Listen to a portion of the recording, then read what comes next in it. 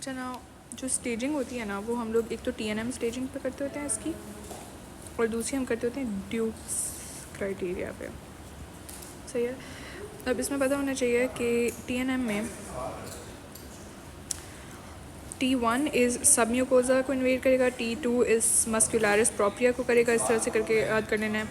फिर सब सिरोजा आ जाता है, एंड फिर बाकी जो स्ट्रक्चर्स हैं वो जो पीछे एब्डोमिनल पेरिनियल स्ट्रक्चर्स प्रेजेंट हैं वो आ जाएंगे। ठीक है, तो इस तरह से आ जाएगा T1, T2, T3 is muscularis propria से लेके सब सिरोजा तक, and then T4 is organs या स्ट्रक्चर्स तक, N0 is no regional lymph nodes, N1 is 1 to 3 and N2 is more than 4 pericolic lymph nodes.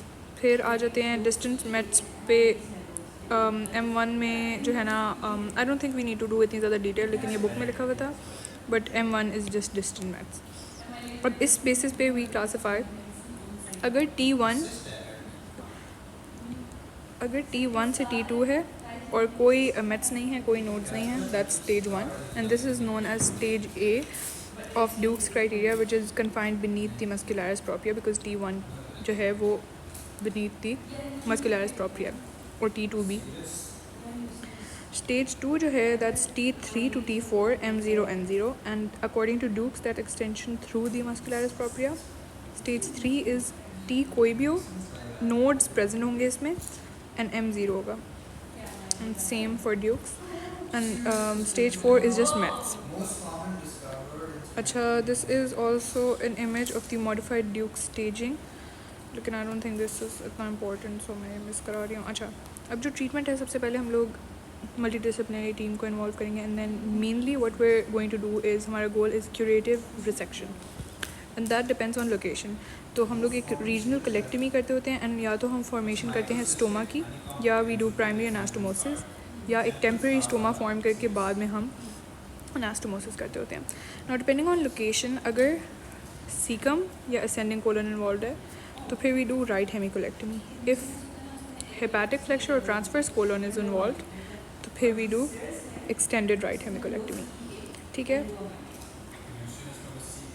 इसमें हम hepatic flexure भी निकाल रहे होते हैं। सही है। इनमें पता होना चाहिए कि हमारे पास ये तीनों जो आर्टरीज़ हैं ना, ये हम लाइगेट कर रहे होते हैं। तो ileocolic, right branch of middle colic vessels is ligated.